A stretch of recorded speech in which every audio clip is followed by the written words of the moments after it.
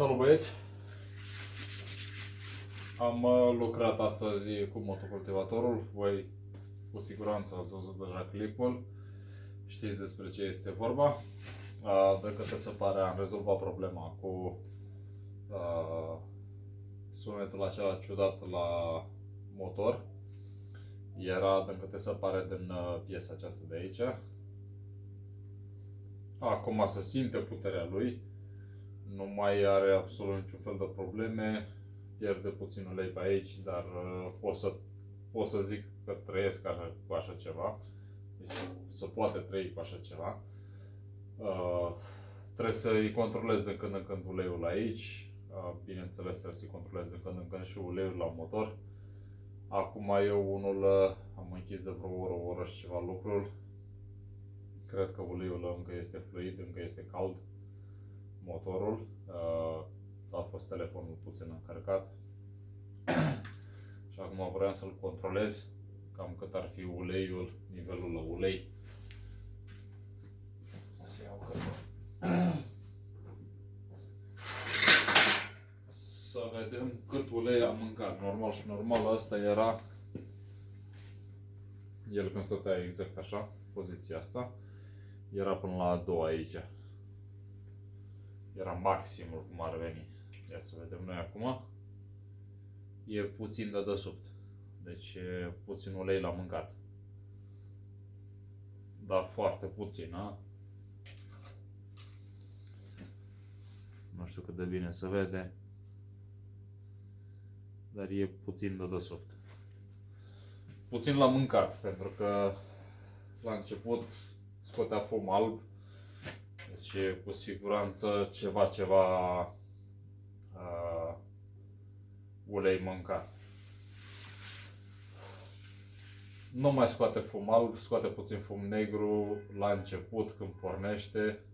Deci asta este din cauza la motorină. Bag mai multă motorină pompă la început. Ca să-l pornesc, indiferent că e cald, că e rece, trebuie să-i trag puțin de drăciul ăsta de aici și el pornește fără niciun fel de probleme. După aceea el nu mai intră înapoi, orice aș face eu nu mai intră înapoi, doar dacă nu este pornit. Nu este problemă, nu are nicio treabă. Bun. Ca să-i desfac, să-i scot uleiul afară, trebuie să-i desfac un șurub și este de desubt la baia de ulei, pe capacul acesta metalic, e din metal ăsta, nu e din aluminiu, e dintr-o tablă ceva. Și după aceea o să controlăm și uleiul la schimbător și uleiul la freză. Ca să vedeți și voi cam care ar fi să fie întreținerea. Plus, după 6 ore, 6 ore jumate de lucru, să vedem și filtrul de aer, ce treabă a făcut. Pentru că asta trebuie controlat la 8 ore, 8-10 ore trebuie controlat, indiferent de condiții, în special vara. Vara trebuie să-l controlezi undeva la vreo 3 ore. 3 ore jumate maxim, 3 controlat, curățat, aranjat, pus înapoi. Trage mult praf vara, pe timpul verii. Bun, gata cu vorba, să vă arăt unde este șurubul acela și după aceea să mă ocup de schimbător, de uleiul la schimbător. Nu am ulei, dar să-l văd și uleiul la freză mi se pare că e același ca uleiul la schimbător. Mâine mă duc să-l cumpăr și am să-l pun. Nu știu cât de bine se vede aici de desubt. E pus într-o poziție mai nașpa. E un șurub aici, legat de baia de ulei. Un șurub de 19, se poate desface cu o cheie de 19. Eu unul o să mă folosesc și de bidonul acesta tăiat. Un bidon care nu mi-a mai trebuit. Aici pe garaj era și găurit. L-am tăiat așa doar ca să pot să mă folosesc de el în cazurile acestea.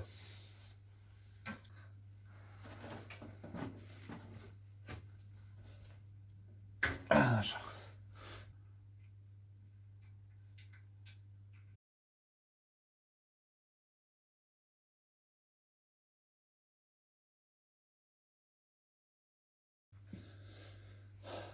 Negru.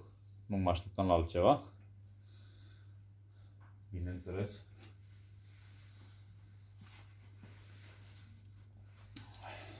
O să-i pun oricum puțină motorină și o să-l învăr puțin pe el, în gol. Asta nu are decompresie, ca să zici că... Și chiar dacă pornește, nu cred că are probleme. Pentru câteva rotații acolo așa, nu cred că ar avea probleme. Mamă, dar negru e.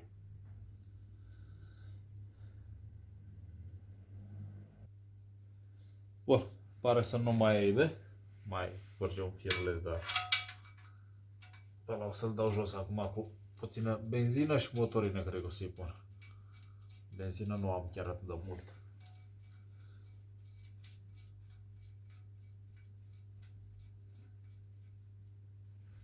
Stăm puțin la mână.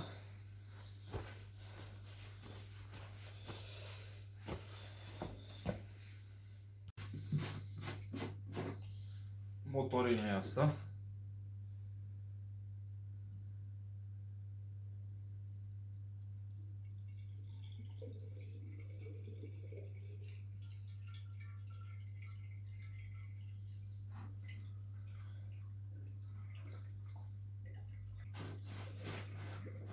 Cred că e așa.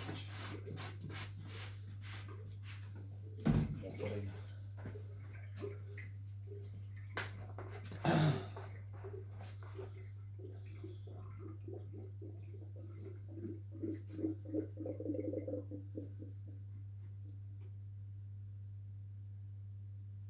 Iar asta e benzină.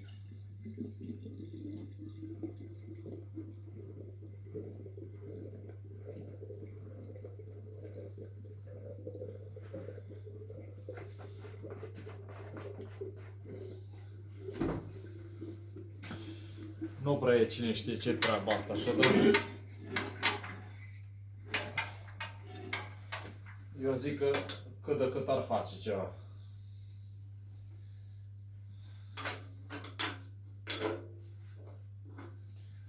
În niciun caz nu-i dau să pornească, dar îl trag cu sfoara când vine și mai ușor.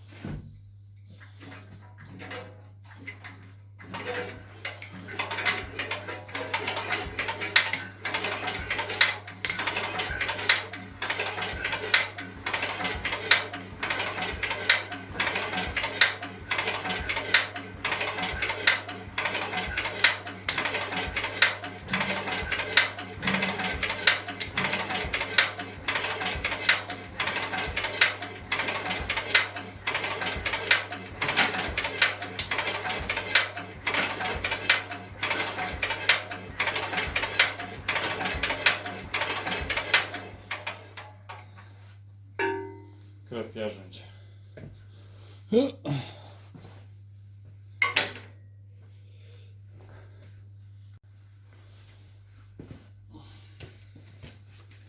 Ia să vedem noi cum este.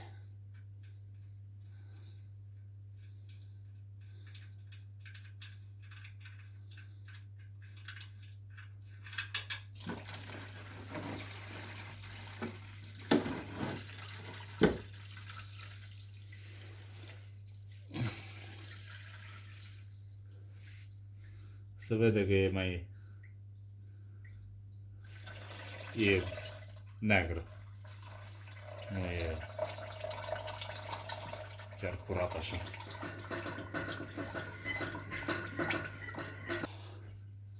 Oricum nu e necesar faptul ăsta de a-l spăla puțin cu motorină, benzină, una alta.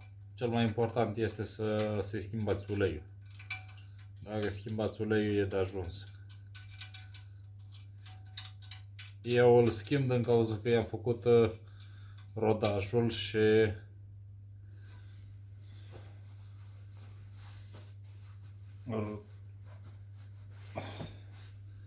la rodaj, chiar dacă este el vechi, dar cilindrul și pistonul au fost aranjate, deci trebuie schimbat oricum. Următorul de 2 ori pe an îl schimb. La 3 euro pe litru.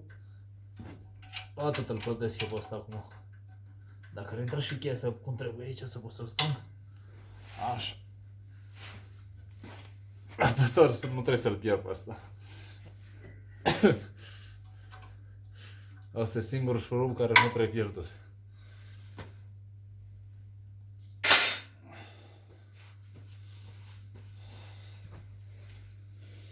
Gata. Asta e uleiul. Bineînțeles cu ceva motorină. Iată, sunt negru.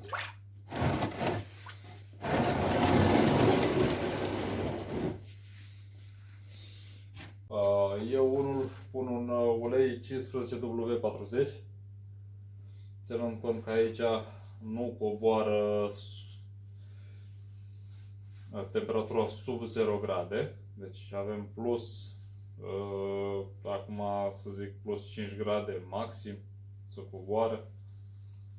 În seara asta plus 2 grade, ceva de genul pe acolo.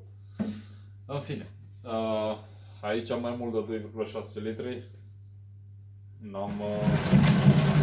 N-am nici cu ce să-l măsor. O să-l pun așa cum este și o să-l controlez la jojă. Ce ciudat sună, jojă. Jojă. Scuzați-mă, dar unele cuvinte mi se par ciudate. Hai. Hai că trebuie să-l papă tot pe asta. Este așa. Să scot aerul pe aici. Așa. Eu știu cum s-a dus. Imediat. Ia să vedem noi unde am ajuns. Dacă am ajuns. E foarte curată.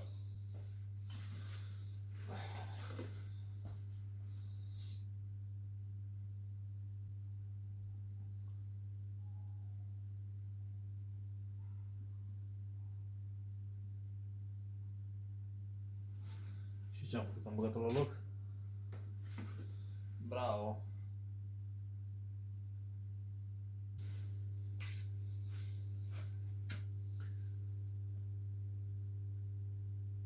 Suntem puțin peste. Oricum el o să scoată pe aici, dar e puțin, nu e, e acolo la limită. Bun, se pun dopul și cam asta e. Cât despre uleiul de la schimbător, se gulește pe aici, pe în față, pe la șurubul acela. Deci ăla trebuie desfăcut și golit pe acolo uleiul. Acum că iese tot, că nu iese, asta e partea a doua. Dar pe acolo se face toată treaba. De controlat uleiul la schimbător se controlează pe aici. Nu are nimic, cum să spun eu, ca să poți să bagi în el, să măsori ceva de genul. Sincer să fiu, nu știu cam care ar fi nivelul lui, să zic așa. Ceea ce am să fac, am să iau șurubelnița asta mare și am să o bag aici. Vedem dacă intră. Nu intră asta. Era la altă mare. Asta este șurubelnița care am băgat-o data trecută.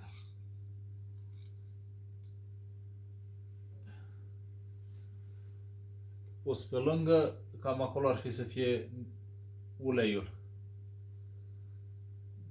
Eu unul zic că e destul de bine, nu e rău. Pentru că e mai bine de jumătate. De ceea ce e aici e mai bine de jumătate.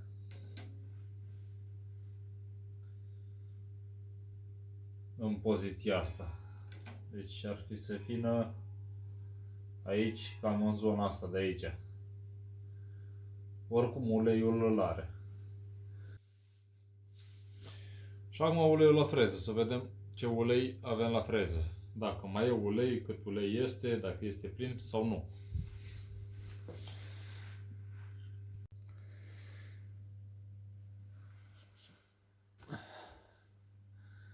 Aici este uleiul, cum se vede.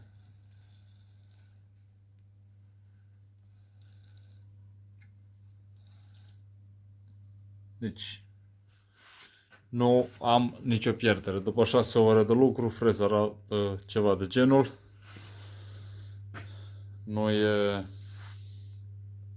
Zic că nu e rău ca iarbă. Am curățat-o puțin decât atunci când erau astea niște sârme. Șurubul să-l pun la loc.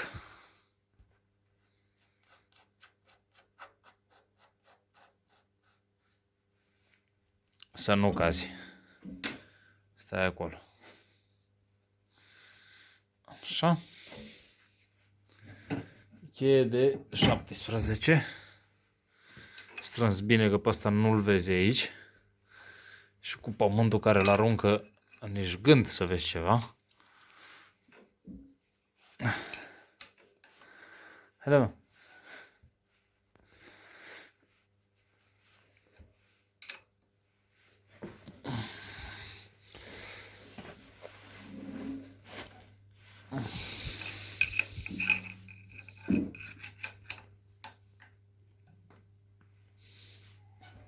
Așa. Hop.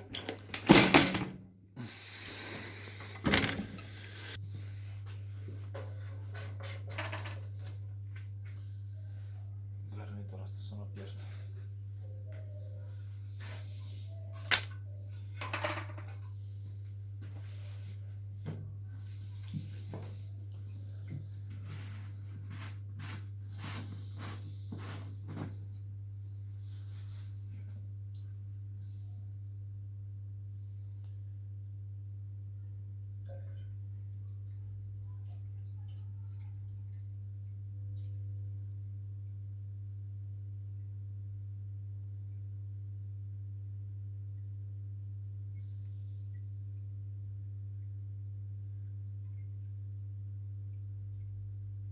Am mâncat ceva în alea 2 ore jumate, a?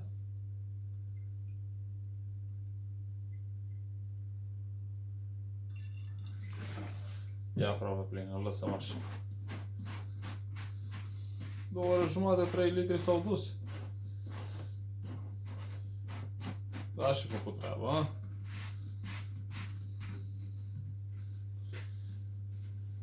Aici trebuie să-i caut un lănțișor de întrăl. Să-l pun. Cu siguranță al lui e înăuntru acolo. Bun, acum uleiul l-am schimbat, e proaspăt. Un 40-50 de ore trage sigur pe uleiul ăsta. Nu o să mai fie niciun fel de probleme. Pentru mâine am motorină, i-am pus motorină. Acum e plinul făcut, deci mâine are motorină. Ulei în schimbător e destul. Și la freză este plin. Deci cu astea, cu uleiul, este bine. Acum, ca să fie completă întreținerea, să zic așa, să îi dau jos filtrul de aer și să-l controlez și pe asta.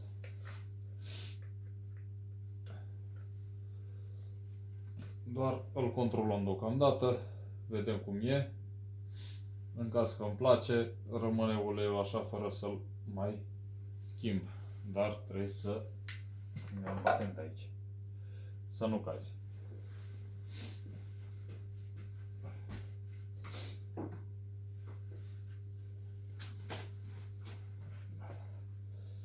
Ia să vedem.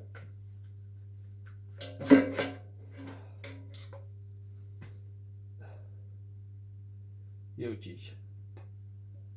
Pe cum să-mi plac. A? Au. Avem de spălat.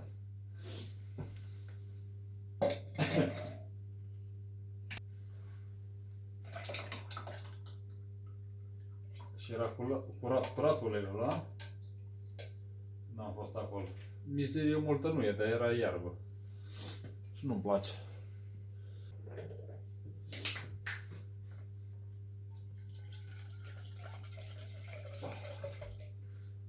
benzină.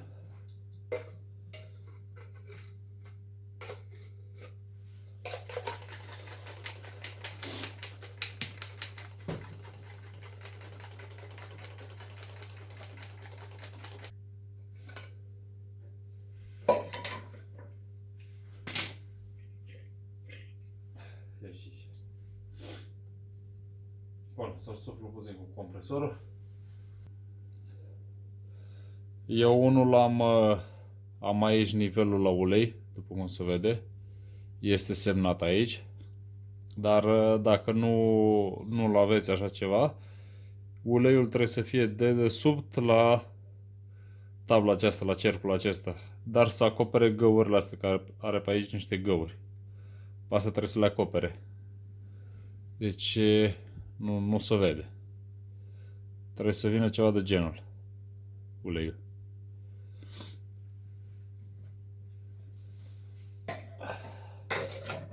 Bun, să-l pun la locul lui.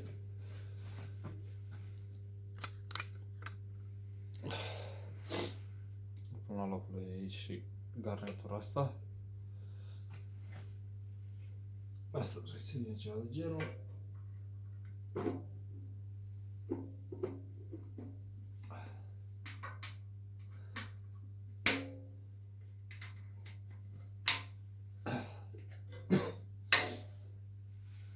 Bun, asta este pregătirea lui.